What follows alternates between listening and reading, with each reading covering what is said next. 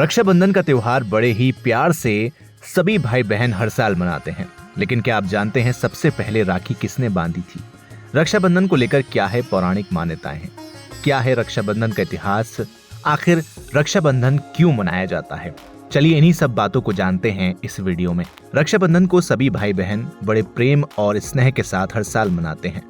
बहनें थाल सजाकर भाई की आरती करती हैं और भगवान से प्रार्थना करती हैं कि उनका स्वास्थ्य और उनकी उम्र लंबी हो। लेकिन क्या आप जानते हैं रक्षाबंधन मनाने की शुरुआत कलयुग नहीं बल्कि पौराणिक काल से ही हो चुकी थी। ऐसी मान्यता है कि सबसे पहले सतयुग से इस पर्व की शुरुआत हुई और मां लक्ष्मी ने राजा बलि को रक्षा सूत्र बांधकर इस परंपरा का शुभारंभ किया। रक्षाबंधन के इतिहास को लेकर ऐसी ही कुछ और कहानियां भी काफी पॉपुलर हैं। आज हम इन्हीं कहानियों के बारे में आपको विस्तार से बताएंगे। सबसे पहले बात करते हैं इंद्र और इंद्राणी का रक्षाबंधन की। भविष्य पुराण की एक कथा में बताया गया है कि इंद्र देवता की पत्नी शूची ने उन्हें राखी बांधी थी। एक बार देवराज इंद्र और दानवों के बीच भीषण युद्ध हुआ था। जब दैत्य हारने लगे तो देवराज की पत्नी शूची ने गुरु बृहस्पति के कहने पर देवराज इंद्र की कलाई पर रक्षा सूत्र बांधा था। तब इंद्र ने इस रक्षा सूत्र की शक्ति से खुद को और अपनी सेना के प्राण बचाए थे। चलिए अब बात करते हैं उस कहानी की जब राजा बलि को मां लक्ष्मी ने बांधी थी राखी। राजा बलि का दान धर्म इतिहास में सबसे ज्यादा प्रख्यात है। एक बार मां लक्ष्मी ने राजा बलि को राखी बांधकर बदले में उनसे भगवान विष्णु को मांगा था।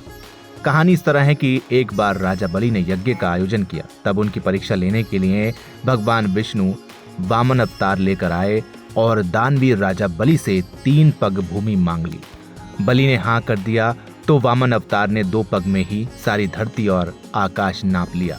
राजा बलि समझ गए कि भगवान विष्णु खुद उनकी परीक्षा ले रहे हैं। तीसरा पग रखने के लिए उन्होंने भगवान के सामने अपना सिर आगे कर दिया। फिर उन्होंने भगवान से याचना की कि अब तो मेरा सब कुछ चला ही गया है, प्रभु आप मेरी विनती स्वीकारें और मेरे साथ पाताल में चलकर रहें। भगवान को भी भक्त की बात माननी पड़ी और विष्णु जी बैकुंठ छोड़कर पाताल चले गए। जब देव लक्ष्मी को यह पता चला तो वो गरीब महिला का रूप धरकर बलि के पास पहुंची और राजा बलि को राखी बांध दी। बलि ने कहा कि मेरे पास तो आपको देने के लिए कुछ भी नहीं है।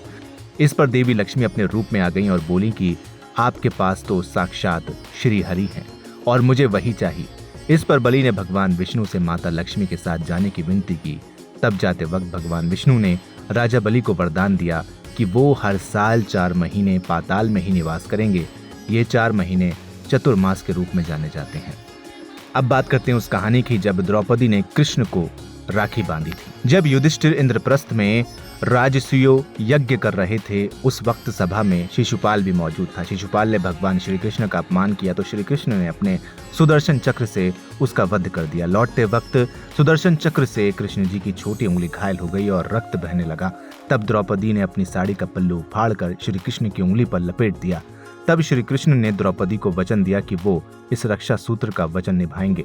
इसके बाद जब कौरवों ने द्रौपदी का चीरहरण किया तो श्री कृष्ण ने चीर बढ़ाकर द्रौपदी की लाज रखी। मान्यता है कि जिस दिन द्रौपदी ने श्री कृष्ण की उंगली पर साड़ी का पल्लू बांधा था वो श्रावण पूर्णिमा ही थी।